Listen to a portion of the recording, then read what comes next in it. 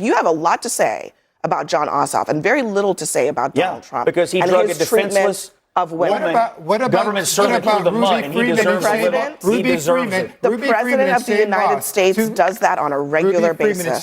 Scott Jennings appeared on Abby Phillip's show for yet another heated political showdown, and the panel became intense almost immediately. The conversation quickly turned into the kind of sharp back and forth you would expect when Jennings is pushed to defend some of his arguments, bringing plenty of political spin, strategic maneuvering, and moments that deserve a much closer look. This was easily one of the most intense panels I have seen in quite some time, and there were several moments that you definitely will not want to miss. So let's take a closer look at what unfolded between Scott Jennings, Abby Phillip, and the rest of the panel, because there is a lot to break down here, and I'll be giving you my perspective along the way. Georgia Senator Jon Ossoff is facing fresh backlash for a comment that he made that really got under MAGA skin this week. You'll remember Ossoff said that President Trump would rather travel with his close personal aide, Natalie Harp, than execute his job as commander-in-chief. But some on the left cheer, and others think it was a step too far. For example, Barack Obama's former advisor and our colleague here, David Axelrod, who said those two words, with Natalie, seemed gratuitous and unnecessary. He added that they distracted and detracted from the power of the message. Keith, is Axelrod onto something? Of course not. I don't agree with him. I mean, yes, you could say that the words were gratuitous and unnecessary. I'll agree with him on that. But did it distract? No, because we are talking now about Jon Ossoff's race, and it allows us to talk about the fact that Jon Ossoff was making the larger point that Donald Trump, as we mentioned before, is not focused on any of the issues that the American people are concerned about. He's focused on everything else, including his personal comfort on Air Force One or whatever the Air Force One happens to be on, rather than focusing on jobs and affordability and healthcare and things that the American people and want. And look, if you're going to argue that it's sexist, right, which is the big argument, right, if you're going to take that position, you better also be criticizing the way Donald Trump talks about women's appearances and looks on a regular basis, right? So I'm happy for someone to say, look, I think it was inappropriate, I think it was sexist, but you better also be saying that about Donald Trump if I'm even going to take you seriously. Scott? I expect Ossoff to criticize Donald Trump. I expect every Democrat running for president to criticize Donald Trump. What I thought was appalling about this is that Harp is not a public figure. She's not a household name. Nobody knows who she is. And when he injected her into this, he knew what he was doing, which is punching down on someone who's effectively defenseless. Doesn't Donald Trump do that all the time? I mean, what do you mean? He's doing it right now while we're here. Guys, there's there are no rules anymore. Donald Trump broke all of those. Are you defending Rob Reiner dies. Donald Trump cheers his death. There are no rules anymore. Robert Mueller dies. He defends his death. Hold on. There are no rules anymore. You might not like it. Donald Trump is the king of trolls. What I find amazing is that the best trolls can't take incoming. I don't care who they are. Is she a troll? But they can't. No, but Trump is. Okay, I know, but he didn't insult Trump. He insulted a female who can't defend herself. She's a White House staff. She's not a troll. She's a White House staff member. The right cannot take any Here's the deal. It's not the right, and it's not Trump. It's a single defenseless woman. She's not defenseless. What about Richard Freeman and Shane Moss? Caitlin Collins asks a real question, and Trump demeans her every single solitary day. Let me go ahead and just play it, because there's just such a long history of this. Trump punching down, insulting women. Let's just play it. Scott never complaining about it. You've called women you don't like fat pigs, dogs, slobs, and disgusting animals. Your Twitter account... Only Rosie O'Donnell. But what we want to do is to replenish the Social Security Trust Fund. You are the worst reporter. No wonder CNN has no ratings because of people like you. You know, she's a young woman. I don't think I've ever seen you smile. I've known you for 10 years. I don't think I've ever seen a smile on your face. Well, I'm asking you about survivors of Jeffrey Epstein. If there's nothing incriminating in the file,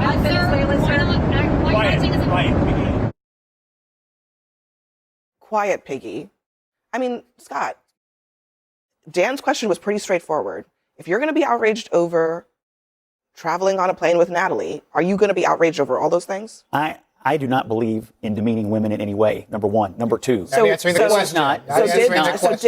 president demean women, and was that unacceptable? The issue I have with this is... Are you outraged or not about that?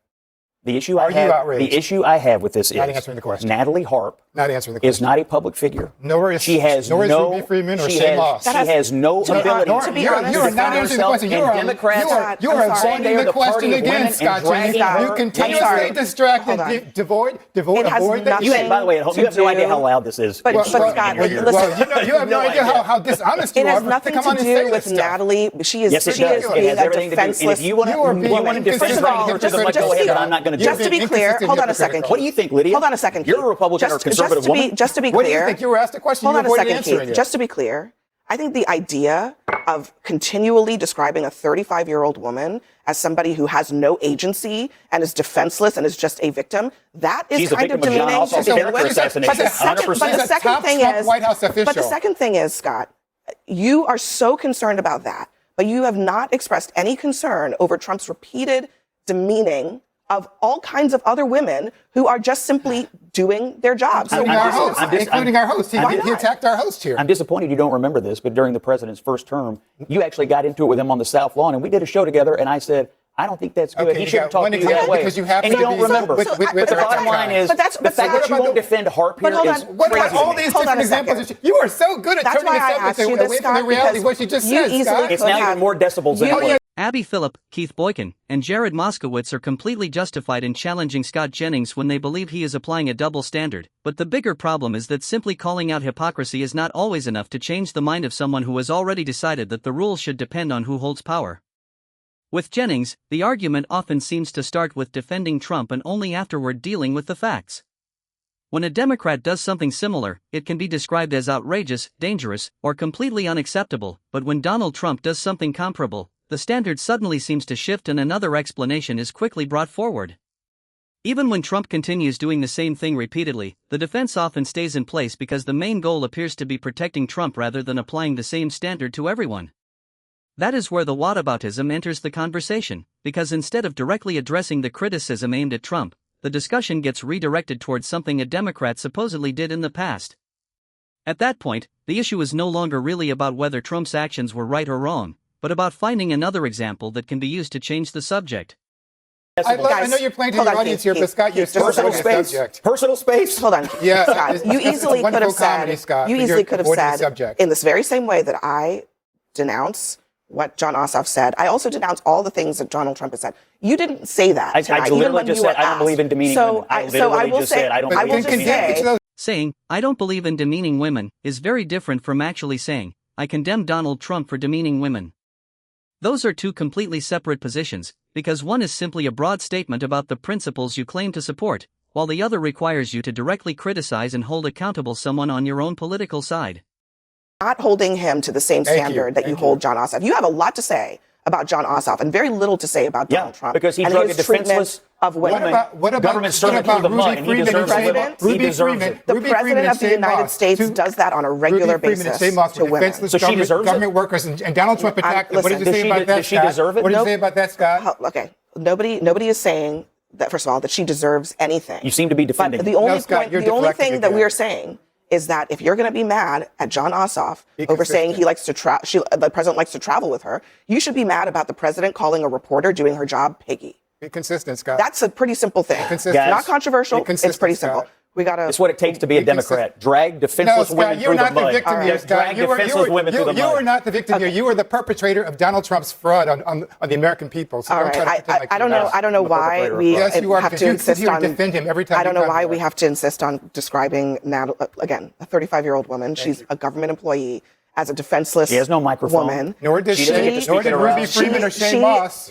She, like everybody else, who By the way, doesn't she run is his doing Twitter? their job, She doesn't has- deserve That's to a be pretty big attacked. microphone. If I got a list, Jared, of every female who worked in your office and read their first names and said, gee whiz, Jared, why are you spending so much time with that lady? You'd be pissed right now. Scott, let You'd me be hold on. pissed. So, You'd be hold on. pissed. Do You'd I be hold on? pissed. Do I think what happened with the Natalie thing is that how we should talk? No, I don't think that's how politics should be. But what you should understand is we talk like that now because of Trump. Donald Trump. Thank you. Case closed. End of story. Do you disagree with that?